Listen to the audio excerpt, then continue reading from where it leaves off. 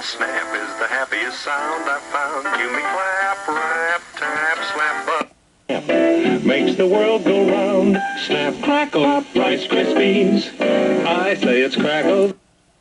Okay, the title of this video is No Bombs Were Dropped in Europe during World War II. Snap, Crackle, Pop.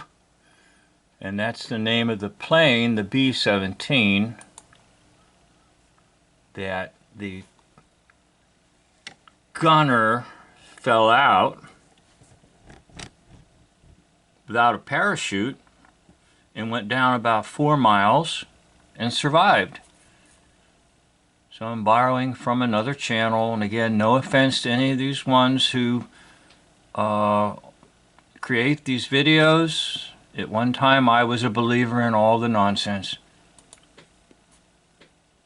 By clicking the like button and encourage YouTube to keep stories like this alive. The German defenders were able to land a direct hit on Snap, Crackle, Pop, which sent the aircraft into a death spin. As it lost altitude, the shrapnel-wounded McGee crawled out of his ball turret to search for his parachute. Being a very enclosed space, this was not kept with the gunner, but was stored away for just such emergencies. It was only when he had battled out of his gun turret that McGee saw the damaged chest pack that held his parachute. He found a large hole in the middle of it, rendering it completely useless. He frantically searched for another parachute so he could bail out, but with no success. Before he could continue looking for some kind of solution, another shell landed on the plane and McGee's world turned black. The latest shell broke up the B-17. The shock of it threw his body from the aircraft and he plummeted to the ground from almost 4 miles high. As he fell, he encountered a cold wind on his face, which revived him. Upon realizing what was happening, it must have been one of the worst realizations. Okay, now you have to understand something, that even if the soldiers or the Air Corps individuals were told that if they have to bail out at a high altitude, you have to have an oxygen tank or you won't survive, you won't be able to breathe. So I've got a lot of tabs open, so please pardon me here as I search my tabs. I may get the wrong thing.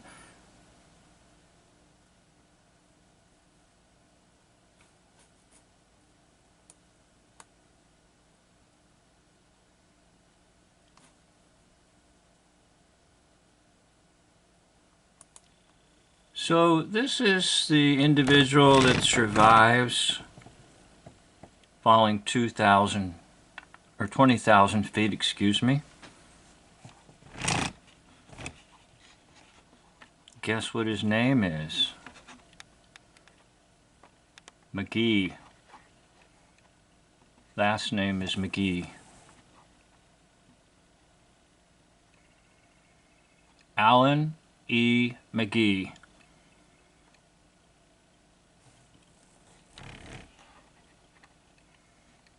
Now, as soon as I heard that name, I got to thinking about a show that was popular. This is back to Alan E. McGee.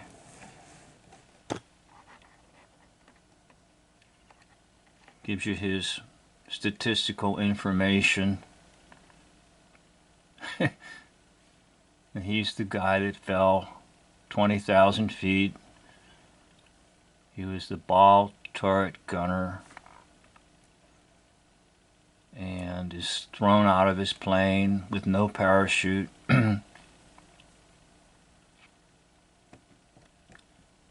And clashes into the glass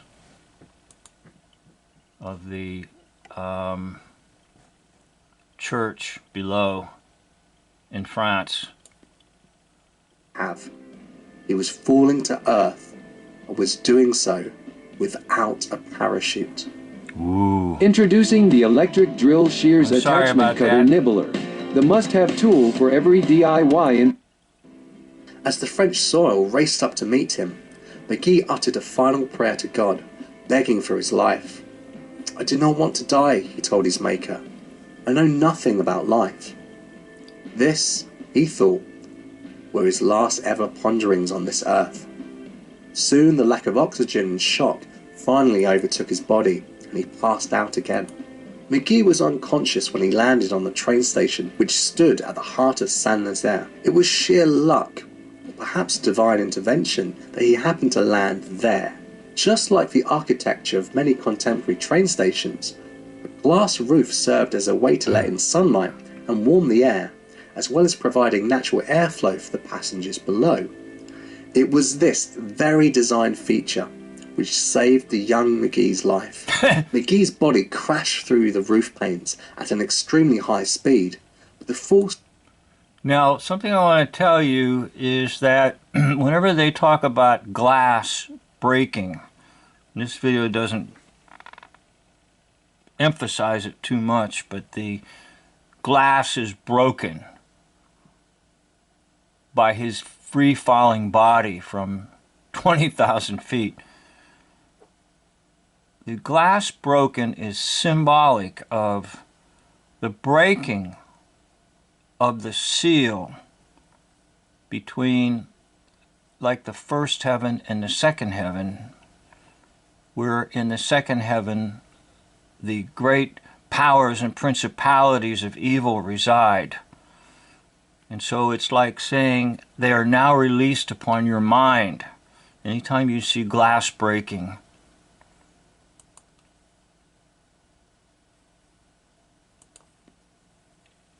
was offset, saving him from certain death. The body of the young airman was found snagged on steel girders that arched over the railway tracks.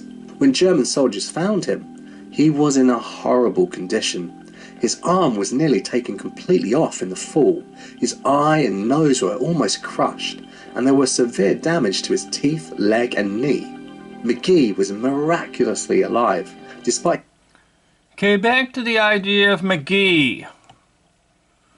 Now, that drove me to, guess what? Fibber McGee and Molly. That's right, Sergeant McGee. Fibber McGee. One of the longest running shows on radio from 1935 to 1969. Husband and wife team.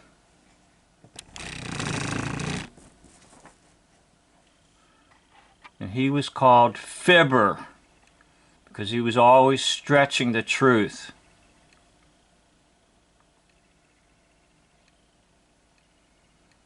So I associated Sergeant McGee falling 20,000 feet with no parachute and surviving miraculously. And now there's a plaque over there in France commemorating this miraculous event.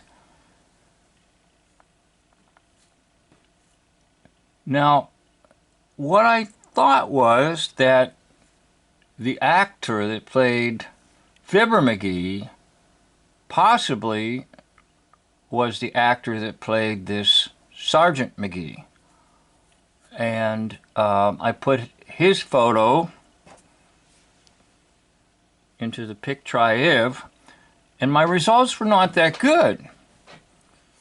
And I put this entire photo in the Pictrive, and accidentally the Pictrive picked up on Mrs. McGee, or Molly, most likely is a man, and lo and behold, I got pretty decent results. So it was a little bit by accident that this happened, but it doesn't surprise me, because most likely the actor that played Molly was a man. And on the left we have the free falling at 20,000 feet. Sergeant McGee.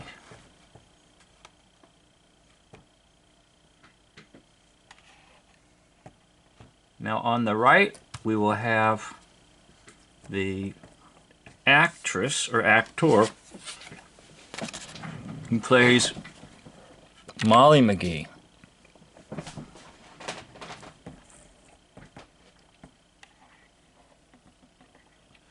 And our match is 55%.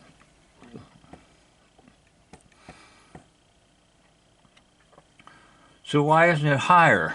Well, this is a younger photo, less weight, in other words, lighter, thinner. This is a later photo, more weight. You can see the weight in the face, and a little bit later. So that's why I think that the meter is not as high as I would like it to be.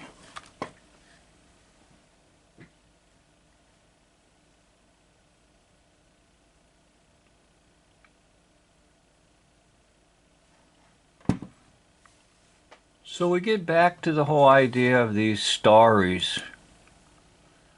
And they are fantastic stories beyond the comprehension of our ability to reason correctly.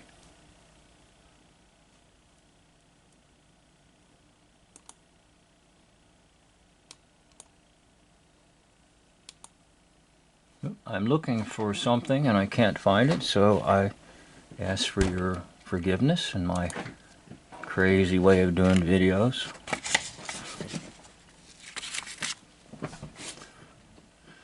So you can believe the hoax liars if you want, and that a man fell 20,000 feet without a parachute, and you can keep watching videos like this. A more than 20,000 foot free fall. His lungs and other organs may have been partially crushed, but he was still breathing. When the German soldiers pulled him from the remains of the destroyed roof, a military doctor was called to provide medical care. McGee slowly regained consciousness as the doctor approached, who greeted him with respect and explained that although they may be enemies, he would do his duty as a doctor first and foremost. The doctor managed to prevent McGee's arm from needing amputation and assessed the rest of his wounds, which he tended as he went through his careful inspection. McGee was later told that he had 28 individual shrapnel wounds and several more internally. Life might be painful for a while, but he was certainly going to learn a lot more about it. Firstly, as a prisoner of war. Only 2 other members of Sergeant McGee's crew survived the attack on their plane. The navigator, Second Lieutenant Glenn M. Harrington, who lost a leg in the process, and tail gunner Staff Sergeant James Gordon, who managed to survive his descent without injury. Sadly, the other 7 crew members of Snap, Crackle, Pop did not make it home to their loved ones, including